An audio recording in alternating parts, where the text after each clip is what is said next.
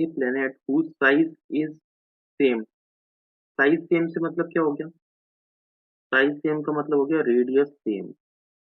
Okay, तो radius of the earth बराबर radius of the planet. Okay, mass 4 times as that of the earth. Mass कितना दिया हुआ है? Mass of the planet is equals to 4 times mass of the earth दे रखा है. Find the energy need to lift a 2 kilogram mass. Mass कितना दे रखा है? मास इज इक्वल्स टू है 2 kilogram. Vertically upward through 2 centimetre distance. Distance कितनी दे रखी है? H is equals to 2 metre. Distance in joule. Energy किस में निकालनी है? जूल में. तो देखिए, अगर ये अर्थ है, इस अर्थ पर कोई भी ऑब्जेक्ट है वो 2 मीटर हाइट पर थ्रो किया गया है. कितनी हाइट है? H E is equals to 2 metre. अगर ये 2 मीटर हाइट पर ऊपर थ्रो किया गया है तो इसमें एनर्जी कितनी आएगी? इसका मास दे रखा है 2 किलोग्राम. इसमें एनर्जी कितनी आएगी? एनर्जी इज इक्वल्स टू होगा एम जी एच.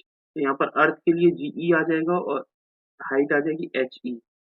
क्या मैं इसे ये लिख सकता हूँ कि E is equals to M कितना दे रखा है? 2 किलोग्राम.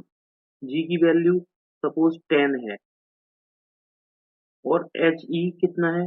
2 मीटर. तो क्या यहाँ पर ये लिखा जा सकता है कि इट इज 40 जूल. एनर्जी कितनी डिटरमाइन होकर के आई?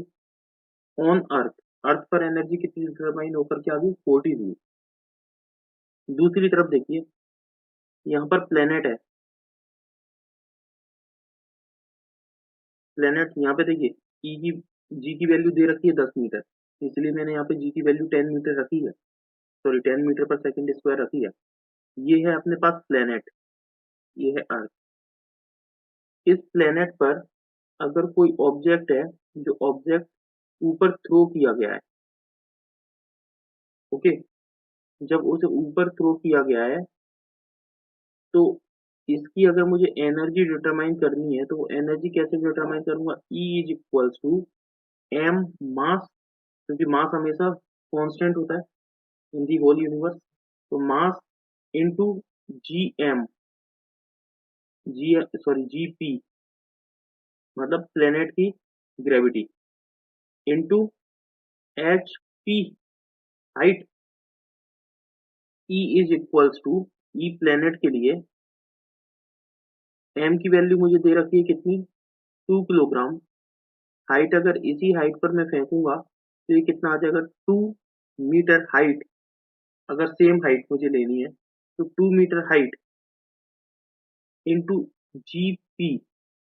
क्या मैं यहाँ पे जीपी की वैल्यू डिटरमाइन कर लूँ तो मुझे बाकी सारी वैल्यू मिल जाएगी. तो जीपी डिटरमाइन करने के लिए हम जानते हैं G P is equals to होता है G M P upon R P का स्क्वायर.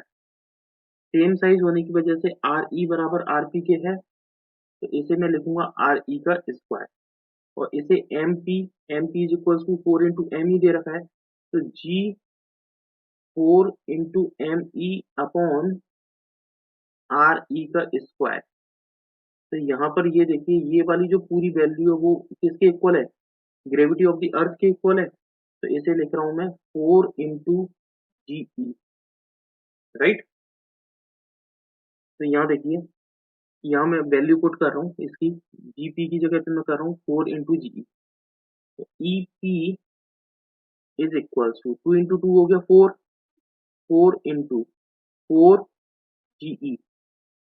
यहाँ फिर से वैल्यू पुट करूँ तो G E P is equals to आ रहा है 16 इंटू जीई की वैल्यू दे रखी है 10. मीन्स फाइनली वैल्यू कितनी आई? 160 जूल. ये जो 160 जूल है that is the answer. E P is equals to 160 joule.